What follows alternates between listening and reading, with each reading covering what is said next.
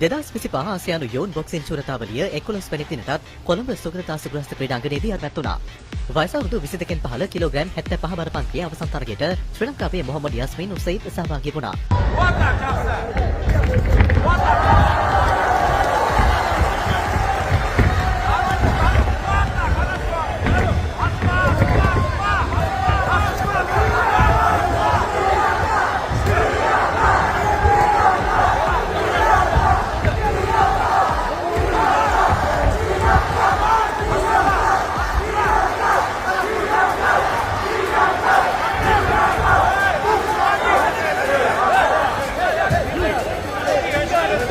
ඔහුගේ ප්‍රතිපාදයා වූයේ කසක්ස්ථානයේ කොන්ස්බෙකෝව් අමාන්. එම තරගය ජයගත් අමාන් රන් පදක්කමට හිමිකම් කී අතර ශ්‍රී ලංකාවේ උසයිද්ට රෙදි පදක්කම හිමි වුණා.